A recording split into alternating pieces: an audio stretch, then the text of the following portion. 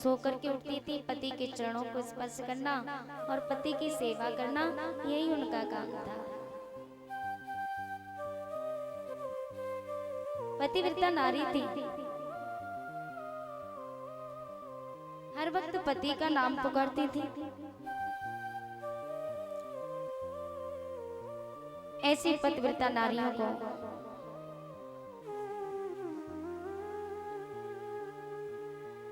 जिस समय धर्म नष्ट किया एक राक्षस ने, दुर्मलक नाम का राक्षस था, तो रानी पवन रेखा एक दिन महाराज उग्रसेन के पास में जाती है।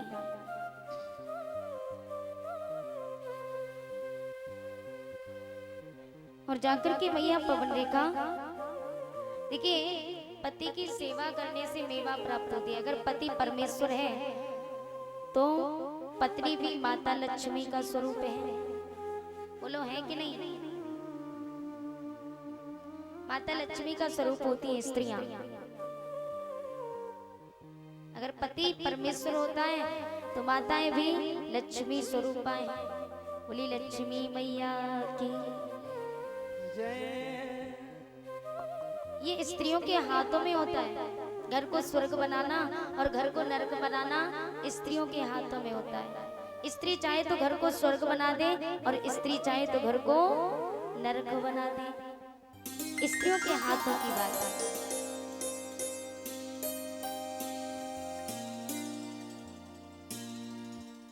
आपको लक्ष्मी का स्वरूप कहा गया है, तो आप लक्ष्मी हो तो लक्ष्मी की तरह ही रहो, तो लक्ष्मी ना बनो।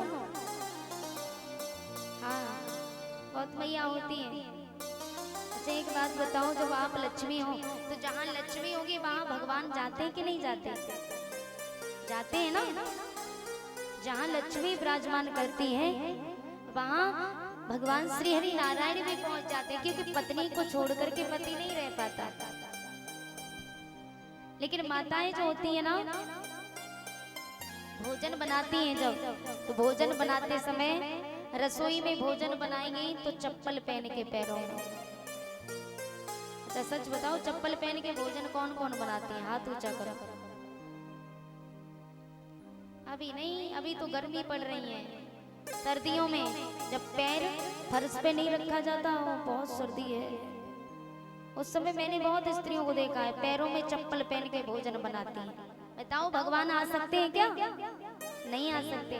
बहुत माताओं को मैंने ये भी देखा है कि मैया जब रसोई में भोजन बनाएंगी, सब्जी बनाएंगी ना, तो सब्जी बना करके रख लेंगे, फिर सोचती हैं कि पति देव तो लेट खाएंगे, तो सोचती हैं कि शाम की रोटी रखी है, सब्जी तो बनी गई, सब्जी परोसी और परोस करके बासी रोटी से सब्जी खाने बैठ गई चखने के लिए। बताओ भगवान आ सकते? नहीं आ सकते। कुछ माताएं ऐसी भी होती हैं, जब भोजन बनाती हैं तो भोजन बनाने के बाद रोटी भी बना ली, अब वहीं पे चूल्हे के पास में सब कुछ पड़ा है, सब्जी भी वहीं रखी है, रोटी भी वहीं रखी है, आटे के हाथ भी नहीं धुले और आटे के हाथ भी नहीं धोती। भूख इतनी तेज लगती है कि इतनी बर्दाश्त नहीं कि हाथ धो ले तभी भोजन खाए। आटे के हाथ आटे में सने हुए और भोजन परोसा खाने बैठे। बोले भगवान आ सकते हैं? नहीं आ सकते, क्योंकि रसोई में गंदगी है, कहाँ से आएंगे भगवान? कि हमने आंगन नहीं बुहारा,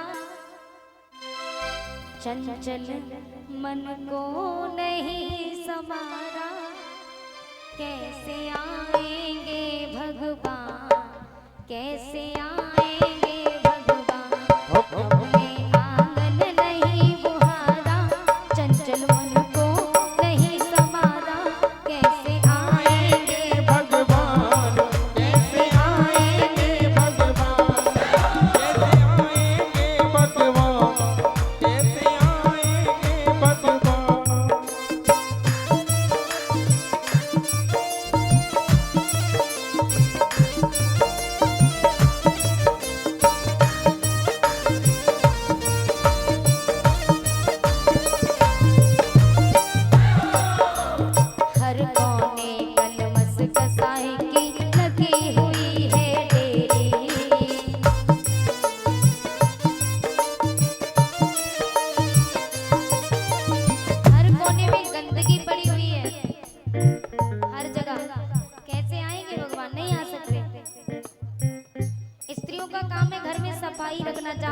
सफाई होगी माता लक्ष्मी वहीं जाती है। जिस घर में साफ सफाई रखोगे तो माता लक्ष्मी वहीं विराजमान कर होती है। गंदगी पड़ी है, संध्या के समय भी बर्तनों को झूठा नहीं रखना चाहिए। संध्या के समय हमें बर्तन साफ करके रखने चाहिए, कितना भी समय क्यों न हो जाए। लेटना तभी चाहिए जब बर्तन साफ कर लें, झूठे बर्तन घर में नहीं रखने चाहिए। माता लक्ष्मी रात्रि में ही तो आती हैं और आप खाया पिया, समय ज्यादा हो गया, बोले सुबह धो लेंगे, तो बर्तन छोड़ दिए झूठे, लेट गए। घर में झाड़ू नहीं लगाया, मैया संध्या के समय झाड़ू नहीं लगाना चाहिए, लेकिन जब संध्या बीत जाए संध्या के बाद झाड़ू लगा लो, लेकिन केवल संध्या के समय नहीं लगाते झाड़ू। इसलिए घर में साफ सफाई रखना बहुत जरूरी है, अति आवश्यक है। सफाई नहीं रखोगे तो भगवान नहीं आएंगे और माता लक्ष्मी जो होगी ना वो भी चली जाएगी, वो भी निकल जाएगी। इसलिए घर में सफाई रखो। गुरवो यत्र पूज्यन्ते,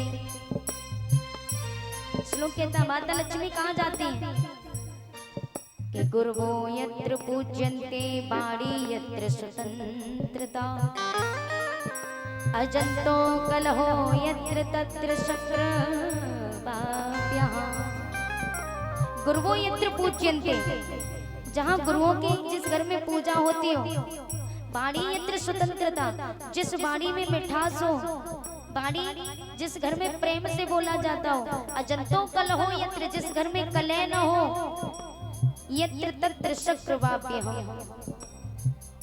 जिस घर में गुरुओं की पूजा होती है, जिस घर में वाणी में सभ्यता होती है, जिस घर में प्रेम होता है, उस घर में लक्ष्मी कभी नहीं जाती, हमेशा रहती है। इसलिए ये सारे नियम अपनाओ भैया।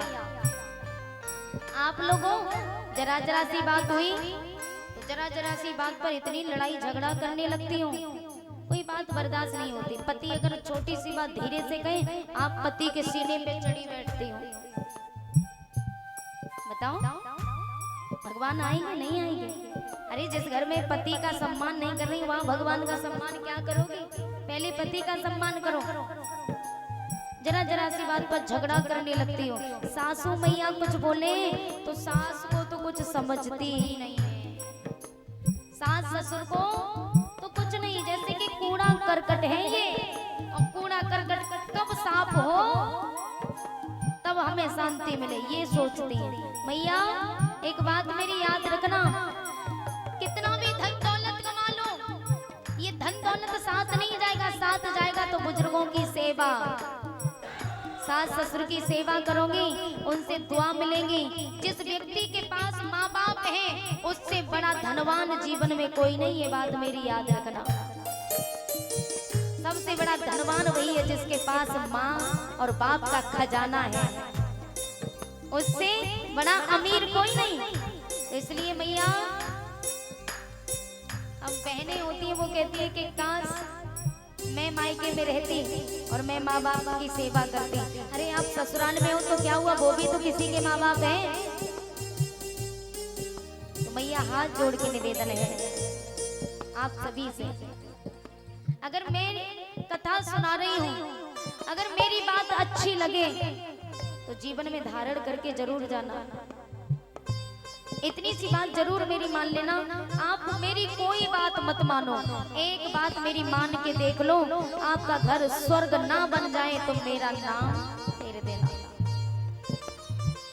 मैं सत्य कह रही हूँ इस व्यासपीठ से, और मुझे इतना विश्वास है भगवान पर, आत्मविश्वास है, और मैं उसी विश्वास से आपसे कह रही हूँ, इस व्यासपीठ से कसम खा करके कह रही हूँ कि आपने यदि अपने सास ससुर की सेवा करना प्रारंभ कर दिया तो समझ लो आपके सारे दुख कष्ट कलेश सारे मिट जाएंगे। ये दावे से कह रही हूँ,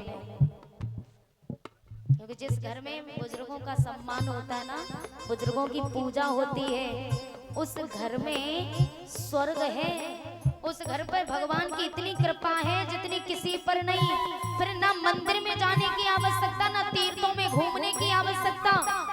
अरे आप पर भगवान भी मेहर करेगा, इस घर में देखो कितनी सभ्यता, बुजुर्गों का सम्मान हो रहा है। तो आपसे इतना ही हाथ जोड़ के निवेदन है कि मेरी मैयाओं, बस सास ससुर की सेवा करो, बुजुर्गों का ही सम्मान करो, सेवा करो, इतना ही निवेदन है। हर कोने कलमस कसाई की लगी हुई है देरी, हर कोने लगी हुई है डेरी। भैया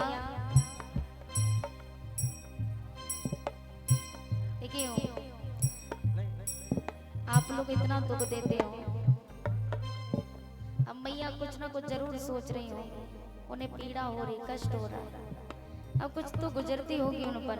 बुजुर्गों का दर्द कोई नहीं जानता प्यारे। एक बूढ़ी माँ, मैं अपने दिल की बात कहूँ, मैं किसी बुजुर्गों का दुख नहीं दे पाती, किसी का दुख देख नहीं पाती हूँ मैं, मुझे बड़ा कष्ट होता है, बहुत दुख होता है।